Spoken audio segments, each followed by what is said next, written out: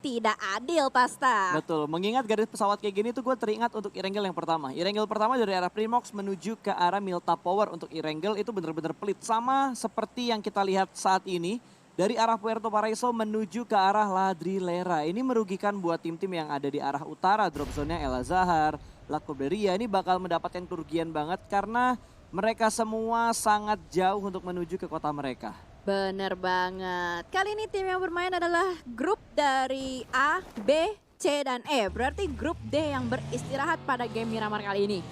Betul lagi lah, betul sekali. Berarti nggak ada EVOS, nggak ada Eagle 365, nggak ada Takae, dan nggak ada Airwolf ya. Grup D hari ini, lagi match ini beristirahat terlebih dahulu. Dan kalau kita perhatikan, karena cukup banyak tim yang lebih memilih looting di arah utara. Ini ngebuat di arah selatan itu benar-benar kosong. Lihat yang dilakukan sama Geek. Semuanya nge-split ke arah bawah, bahkan split mereka jauh banget. 3-1 split yang dilakukan oleh Geek. Benar-benar, itu risky split banget sebenarnya. Tapi kalau kita lihat mereka berani. Berarti secara otomatis individual udah saling satu, bahkan sudah percaya antar satu sama lain individual. Betul. Kebalik-balik Saling ngomongnya. percaya lah ya antara individual skill masing-masing juga. Dan kalau kita perhatikan kali ini dia Voin yang tadi berhasil mendapatkan 2 kali back to back WWCD untuk di Erangel, dua-duanya Erangel lagi. Betul. Saatnya kita fokus dan berpindah map ke Miramar. Voin masih melakukan looting, ini sharing berarti mereka. Karena tadi kalau gue perhatikan di arah LL itu 2 tim. Ada Alter Ego dan juga ada tim Voinnya sendiri. Ya, Alter Ego nggak pernah berubah ya untuk drop zone-nya sendiri dari season 1 sampai season 3. Tapi kali ini kayaknya sudah mulai terjadi pertumpahan darah sedikit walaupun memang belum ada yang terkenok dengan Uzi ditembakin ke motor yang bergerak. Wow, kalau bisa kenok hebat banget sih karena kecepatan atau speed dari motor sendiri itu pun sangat cepat gitu loh. Yap. Apalagi Uzi gitu digunakan untuk menembaki sebuah kendaraan yang berlaju dengan cepat. Tapi kelihatan lebih agresif nggak sih Jel? Kalau kita lihat dari game pertama, game kedua, game ketiga itu tingkat keagresifannya semuanya bertambah loh. Game pertama tuh benar-benar pasif untuk early game. Game kedua udah mulai meningkat tingkat agresif fight-nya. Di mana ada DU dan juga 69 tadi yang bertemu di arah Pochinki. Dan kali ini ada beberapa tim juga yang sudah mulai clash di awal karena memang drop zone-nya tidak menguntungkan untuk tim-tim yang turun di arah utara. Bener banget. Ya gimana ya, agresif juga bisa dibilang iya, tapi lebih ke arah kayak memberikan pressure atau tekanan mental ke tim-tim lain aja sih pas kalau menurut gue ya. Jadi lu mungkin lebih ke arah kayak, nih gue kenokin lo ya, nih gue orangnya, pokoknya di sini ada orang, lu jangan deket-deket ke sini. Kita nggak pasif loh, nggak diem doang. Bahkan kayak tadi Pochinki contohnya deh.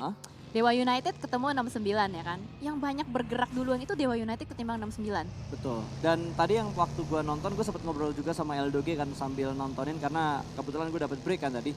Dia bilang ini kalau fight-nya lebih dari 5 menit, ini wasting time buat kedua tim.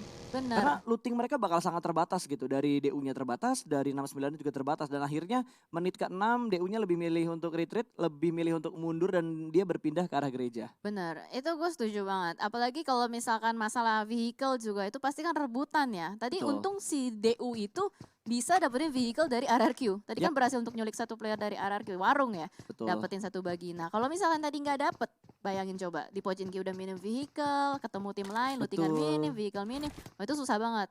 Tapi memang keunggulannya Pochinki di tengah gitu. Yes. Enaknya di situ karena tadi Pochinki benar-benar ada di tengah-tengah circle. Dan kalau kita ngomongin Miramar nih, circle yang menuju ke arah sebelah kiri dengan flight path yang tidak menguntungkan untuk tim-tim yang turun di arah utara, ini harusnya bakal ada chaos di perebutan vehicle di awal. Terbukti tadi kelihatan, tapi chaosnya tuh nggak sampai benar-benar komit gitu, nggak sampai benar-benar dikejar, terus dihabisin, pick off satu orang dulu untuk ngeboosting mental di awal. Karena gue yakin lah untuk di awal-awal turnamen kayak gini, dapetin satu kill di awal itu sangat ngebantu mood dan juga mental kita pada saat melanjutkan game-game berikutnya.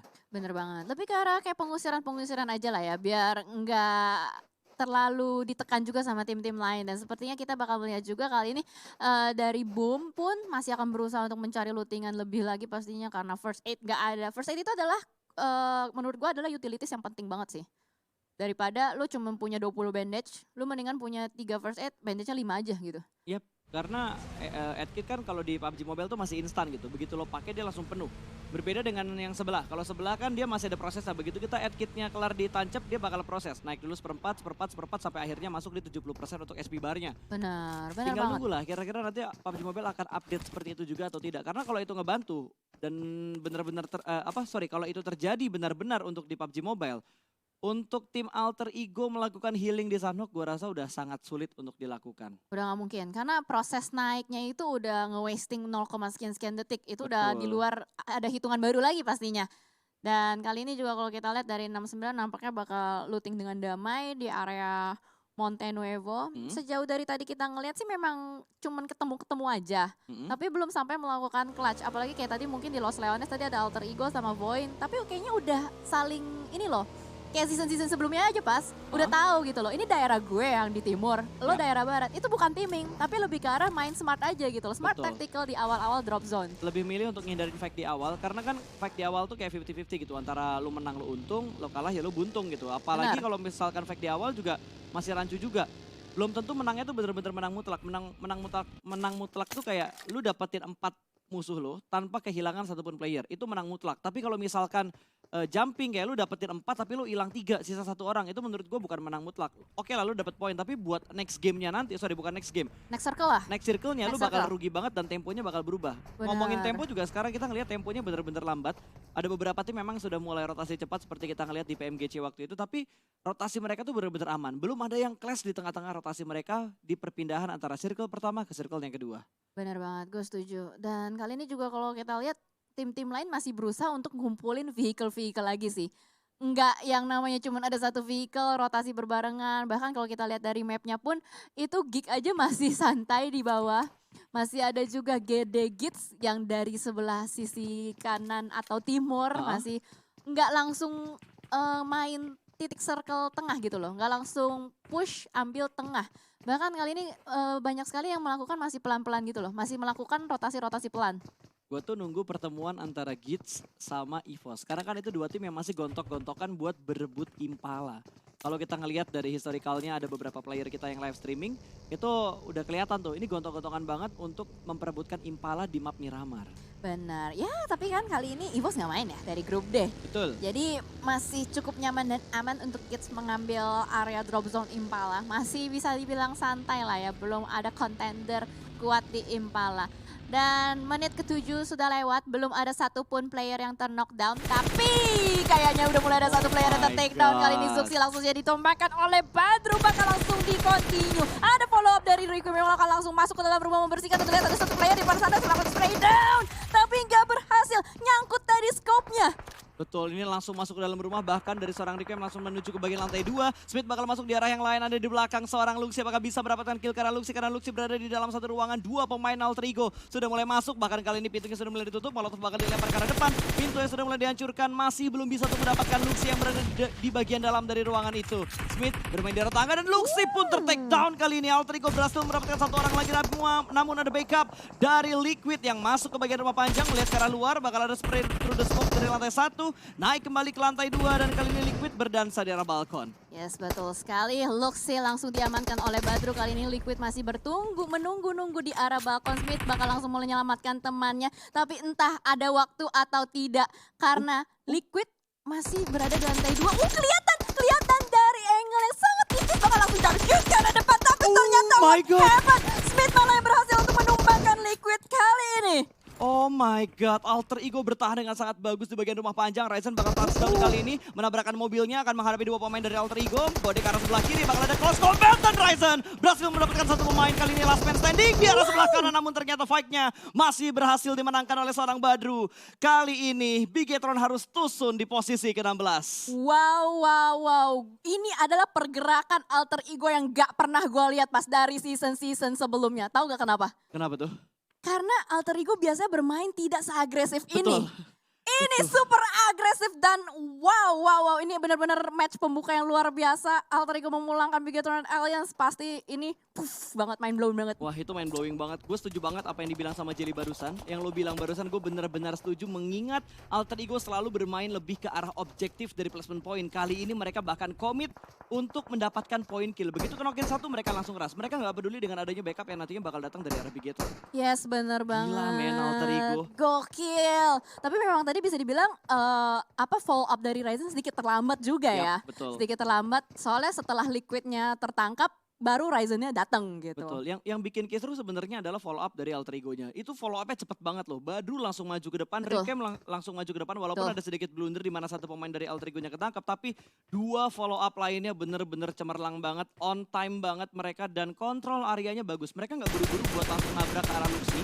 Tapi mereka nge-clearing bagian luarnya dulu, memastikan gak ada backup yang nantinya bakal datang dari tim Bigetron. Yes, bener banget. Ini juga mungkin faktor karena Matthew datang ke alter ego mengubah gameplay dari alter ego. Ya, ini bisa jadi insight juga yang diberikan oleh seorang Matthew ya. Karena Yes. Matthew menjadi pendatang baru di alter ego. Dan kita ngelihat gameplay dari alter ego kali ini benar-benar agresif kalau kita bandingkan dari season kedua atau season sebelumnya. Bener banget. Tapi juga mereka sebenarnya nggak tahu kan siapa yang mereka knock itu nggak tahu. Betul, karena di player itu tulisannya cuma tim berapa, player berapa. Dan itu bisa aja ke-shuffle lagi dari segi Grup. komputernya. Dari grup dan dari komputernya juga. Betul. Nah itu dia, jadi ini benar-benar luar biasa banget dan kita juga masih bakal lanjut ke circle 2. Masih bakal menunggu juga untuk menutup ke circle ketiga. Dimana kalau kita lihat dari Dewa United Toon sendiri hal ini nggak terlalu agresif, hanya mencari-cari informasi aja. Kayak tadi ada salah satu player dari Dewa United nge-spot player dari RRQ, di tapping aja pastinya langsung dikasih tanda-tanda di sini ada orang. Karena ini Miramar ya, Miramar. Itu it's all about information, apalagi kalau lu main kayak Dewa United, main di open field high ground kayak gini. Yes, ini udah ngontrol high ground-nya banget dan sepertinya ada perjodohan deh antara DU dan juga 69. Dua map mereka selalu bertemu loh. Mereka bertemu benar-benar di early game-nya untuk di dua circle awal, bahkan mereka tahan-tahanan. Bahkan kali ini kalau kita perhatikan dari DU satu pemain mereka, Oki Ozora terknock out, masih bisa di revive. Namun membutuhkan setup dan juga momentum untuk menyelamatkan posisi dari Oki Ozora. Yes, betul sekali. Karena Dewa United bermain split. Dan split di Miramar itu nggak gampang pas. Nggak Dengan gampang. lika-liku, lekukan-lekukan, Betul. gunung. Gundukan-gundukan. Itu sulit loh. Kayak contoh tadi si siapa Hans ya. Dia kan di high ground banget tuh. Betul. Itu kalau kenok, mau naik Wah. ke atas. Nyelamatinnya butuh effort itu. Buat nyelamatinnya aja butuh perjuangan besar itu untuk menyelamatkan satu pemain DU yang memang memisahkan diri dari 3 player yang lainnya. Tapi untungnya dari Oki Ozora yang terkenok tadi, dia tercover juga dengan adanya broken wall, dengan adanya kompon yang ada di tempatnya DU saat ini. RRQ pun gak bakal langsung greedy untuk naik ke atas, tapi kayaknya dari RRQ kalau kita perhatikan dari pergerakannya, mungkin mereka bakal fight dengan tim Onyx terlebih dahulu karena Onyx ada di bagian lower ground dari tim RRQ. Benar sekali. Onyx sudah mulai bergerak ini lebih dekat lagi. Bahkan Nerpeko sudah mendapatkan informasi ada Nick sebelah kiri, ada Porpang juga di sebelah kanan. Tapi nggak ditembakin, Nerpeko masih nunggu momentum dan timing yang tepat. Belum terspot, masih ditungguin aja terlihat di depan sana. Nick ditembakin dengan red side-nya. Apakah berhasil untuk didapatkan? Tapi ternyata tidak malah. What? Nerpeko yang tertangkap oleh Porpang. Begitu lama backup yang dilakukan oleh seorang Voldemort membuat Nerpeko-nya terkena out, bahkan langsung dipulangkan menuju ke arah lobby. Ini kerugian banget untuk tim RRQ. Sedikit lengah defensif yang dilakukan oleh RRQ di bagian gundukan ini. Bintang bakal langsung melemparkan nades-nya ke arah lower ground. Ada Voldemort di ujung sana dan meletup. What a nades dari seorang Bintang ataupun Ken yang berhasil mendapatkan korban berikutnya. Tapi kita bakal pindah menuju ke arah Boom. Dan juga Fight yang sedang melakukan fight di mana kali ini dari Boom berhasil mendapatkan spot. Namun satu pemain mereka diamankan oleh Hans. Yes, betul sekali. Onyx dan RRQ masih bertengkar di sebelah sana. Tapi ternyata kali ini dari Nox lewat, terobos aja lah begitu. Cuek. Dan malah dia yang tertembak oleh Hijrah. What happened with Bonafide? Ini adalah pergerakan yang sungguh membingungkan. Tapi kali dari Hijrah pun tertangkap dari sisi lain. Ada angle shoot yang terbuka yang berhasil untuk menculik Hijrah. Betul, 2-1 Esport ingin memanfaatkan kesempatan ini. Melihat dua timnya sedang melakukan pertempuran. Satu steal point tadi, kill. Berhasil diamankan sama 2-1 Esports. Alright, ini sangat Nggak ke menarik. steal ternyata. Yang ngenokin 2-1, yang nge-end ternyata Bonafide. Oh, oke. Berarti si 21 itu dari high ground ngegangguin Betul. fight antara Bonafide sama si Boom. sama Boom ya? Yap, Wah, enak banget tuh 21. enak banget. Walaupun mereka nggak ngedapetin killnya ya, secara nggak langsung yang lebih enak adalah posisi dari Bonafide. Karena yang ngenokin siapa, yang dapat kill siapa. Bener banget. Wah, ini udah asik banget nih. Soalnya udah mulai banyak sekali tim-tim yang berdekatan. Kali ini kayaknya bakal terkena peluru-peluru panas lagi. Mendingan diledakin aja sih jadi fortingan. Ini udah Betul. nice idea banget. Tapi kayaknya Ucup masih terkena peluru panas dari Banyu di atas sana. Gambarnya tapi bukan Banyu ya? Bohong. Bohong. Si bohong tapi. It's okay, no problemo. Kita bakal melihat kali ini tapping yang dilakukan oleh Banyu dengan menggunakan mini dan juga ini skop 8 ya. Ini skop 8 masih berusaha untuk menzoning out satu tim, ada tim Bonafide yang masih dipantau dengan sangat jelas. Bot juga bakal memberikan tembakan balasan untuk tim Bonafide. Yes, Dan Boom betul. kayaknya lebih memilih keputusan yang bijak untuk menghindari area ini karena berbahaya banget. Kanan mereka tadi bonafide, belakang mereka ada 2-1 yang unggul dari segi high ground, dari segi angle view. Betul, itu wise choice juga. Tapi kok Ikiar balik lagi tadi ya? Mungkin masih penasaran kali ya. Penasaran ya? Mungkin masih bisa ngintip-ngintip buat ngedapetin 1 kill point. Kan lumayan kalau tiba-tiba ngelihat satu pemain bonafide yang bengong, free, knock out langsung. Iya bisa bisa bisa. Poin Atau juga. mungkin dia biarin teman-temannya kabur. Ya udah lu pada kabur gue jagain deh dari Nah, sini. Itu juga juga ya? bisa, itu juga bisa. juga ya. Yang tahu seperti apa ya hanya mereka dan circle-nya bouncing ke arah utara ini bakal merepotkan untuk Geek Fam, untuk tim Iron Wolf dan juga untuk Void yang cukup jauh dengan zona tapi Boom sepertinya bakal mendapatkan mereka yang nge-push seperti yang udah dibilang sama Jelly tadi. Kenapa akhirnya balik lagi? Karena mereka ingin mendapatkan setidaknya 1 poin kill ke arah bonafide dan berhasil. Mereka tadi ngenokin 1 orang aja tanpa finishing pointnya. Tapi kalau kita lihat dari DU cukup dekat dengan 3 pemain dari Morp. Ini mimpi buruk untuk seorang Cryzen karena akan menghadapi 3 pemain dari Morp. Langsung ditip dari arah high ground bahkan tidak mendapatkan trade kill sama sekali. Trade knock pun tidak. Ozora langsung dikenok bahkan kali ini 2 pemain dari DU dalam posisi yang sangat-sangat tidak diuntungkan. Tapi kali ini dari Hands sudah mulai melakukan udah dikuk. Udah dikuk, ternyata masih belum bisa terlempar ke arah Morp Team. Kali ini Morp Supply Bank masih bisa bertahan di bagian 1 tebing ini. Yes, terlalu jauh nampaknya positioning dari player-player Dewa United. 2 player yang tersisa kali ini, Steve dengan Hands Public nggak bisa terlalu agresif juga karena mereka saling berjauhan. Harus tunggu, bersabar sampai ada satu kelihatan sengaja bisa nyulik lah 1 atau 2 player. Betul. Ini kalau Dewa United 1 aja kenok, udah 1 lagi pasti kabur sih. Ini kuncinya di Steve, kuncinya di Cai. Kalau misalkan dia bisa mendapatkan momen, karena semua pemain Morp fokusnya ke arah Hands yang ada di bagian high groundnya. Kalau misalkan Cai bisa mendapatkan kesempatan ini jadi satu poin yang bagus banget untuk Dewa United. Benar. Soalnya posisinya dari Caca atau Steve ini adalah posisi nge-backstep. Yap. Posisi nge-backstep dan Steve pun masih nggak ada yang nge-spot sama sekali. Player-player dari Morp itu semuanya ngarah ke atas. Seperti yang sudah dikatakan Pasta. Nggak ada yang lihat ke belakang. Sama sekali nggak ada yang aware. Betul, tapi Hands kayaknya di atas kerepotan deh. Karena ditembakin juga sama tim 69 yang ada di bagian lower ground sebelah kanan. Sudah menerima beberapa damage untuk seorang Hands dari DU yang ada di bagian atas dari tebing ini. Steve pun masih berada di balik batu, tidak bergeming sama sekali, benar-benar memberikan informasi ke arah Hands yang ada di arah high ground. Kayaknya dia nggak punya nets deh. Kalau dia punya nets dilempar, harusnya bisa dapetin 2 atau enggak 3 pemain dari Morp. Bener, gue setuju. Tapi posisi dari Steve-nya juga bahaya. Belakang Steve itu ada warna biru pas. Di minimapnya kelihatan. Ada warna Betul. biru tua, warna biru muda. Warna biru muda itu warna siapa ya?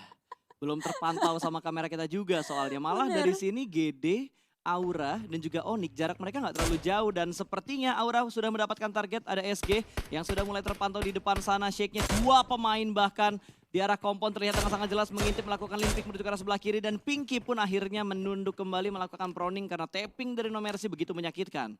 Betul sekali. Bahkan ada ledakan mobil kayaknya ke arah Void. Tadi sepertinya sempat terlihat di arah Killing Fields tuh Void bertemu dengan Geek. Soalnya tadi ada 1 player dari Geek yang berhasil di take down sama Void. Tapi kita bakal fokus dulu ke arah area Power Grid. Circle-nya juga ke arah sini. Ini enak banget buat Aura. Mereka udah ngamanin compound utama dari Power Grid ini. Tinggal gimana caranya mereka ngedefense. Jangan sampai ada tim-tim lain yang juga berusaha untuk nge-retake dan mereka malah yang terusir. Karena ini biasanya yang biasanya diucapkan oleh caster-caster. Posisi terenak yang selalu direbutkan. Betul, yang enak pasti bakal diincar sama tim-tim lain. Dan kalau kita perhatikan dari bonafide dengan pemain-pemain mereka yang tersisa kali ini.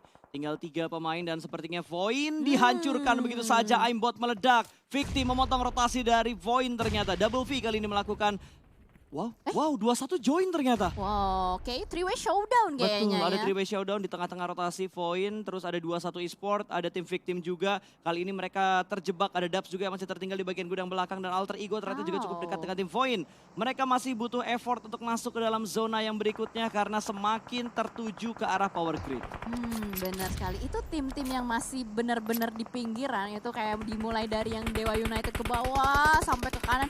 Itu semua bakal lomba-lombaan sih. Bakal jadi lomba lari buat mereka semua. Itu open field, gundukan, sulit banget lu kalau mau berlari, mau pakai mobil juga bakal sulit. Tapi kita bakal fokus dulu dari maybe Victory 88 sudah mulai memasak granat dilemparkan ke arah depan, meletup. Tapi ternyata belum kena siapapun, hanya splash damage saja masuk ke arah Smith. Akankah granat kedua connect? Tapi ternyata jadi kembang api di atas saja. Betul, tapi splash damage yang diberikan begitu dalam tadi menuju ke arah seorang Smith bakal melemparkan 1 stun grenade ke arah bawah, membuat formasi dari tim Alter Ego semakin panik. Sudah mulai ada commit yang sepertinya bakal dilakukan oleh Void, maybe bakal maju ke bagian depan mendapatkan 1 orang namun trading terjadi dan ada Smith yang masih bisa bertahan sedikit lama. Ternyata backup fire dari Void. Duff bakal melakukan follow up kali ini. Smith masih bisa bertahan, maybe masih tersungkur lesu di bagian depan karena backupnya nggak bisa terus-terusan dilakukan. Ada 2-1 yang bisa melihat angle ke arah mereka kali ini, namun Dubs mendapatkan satu celah sempit kali ini. Berhasil mendapatkan last man standing dari tim Alter Ego. Yes, betul sekali. Dan Asa, what a nice backup. Baru saja hampir ditembakin sama Victim, tapi berhasil untuk menemukan satu player dari Victim. Tapi Fajar kayaknya nggak mau hilangkan momentum. Bakal langsung diras, diterobos aja lalu dipegang ultinya, langsung di spray down ke arah depan. Akan clash dengan Asa, tapi Blue Zone sudah mulai menyelimuti.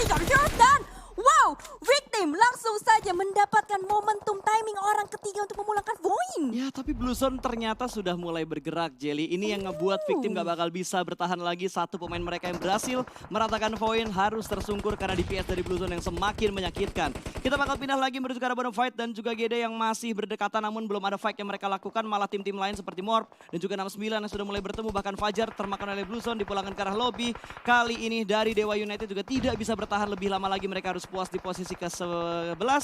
Victim di posisi ke-10. Kali ini tinggal 9 tim yang tersisa. 9 tim dan semuanya beramai-ramai berusaha untuk masuk, berusaha untuk menembus circle-nya. Dan kali ini ada fight juga yang terjadi antara 69 dengan Morph. Tim Blind Spray through the smoke mendapatkan satu orang Summer. Hulk sudah mulai mengamuk tapi ternyata Body System langsung saja menembaki dari arah belakang. Hoki, bocil dari Morph Team, bukan kaleng-kaleng. Betul, bukan kaleng-kaleng untuk mempertahankan posisi dia saat ini, tapi dari 69 masih tertahan satu orang. Joyce akan maju ke depan sana, step harusnya terdengar dan ada backup juga dari Morph karena Morph masih menyisakan 3 pemain mereka. Dilewatin begitu aja menuju ke bagian dalam dari smoke, ada spray through the smoke. Melihat satu orang yang sedang melakukan reverse combat dan berhasilkah? Tidak, ternyata masih bisa dimenangkan oleh Hoki. What a nice play. Hoki begitu tenang untuk mendapatkan satu defense dari obstacles yang ada di depan dia. Wow, Hoki game changer dari Morph Supply Bank berhasil untuk menuntaskan semua tim yang berusaha untuk mengeliminasi Morph Team. Bahkan kali ini circle-nya benar-benar ke tengah lagi. Yang enak banget kali ini adalah Aura Esports. Yes, ini Aura harusnya nyayur. Dengan posisi mereka saat ini, mereka berada di dalam compound, mereka berada di arah power grid, mereka tercover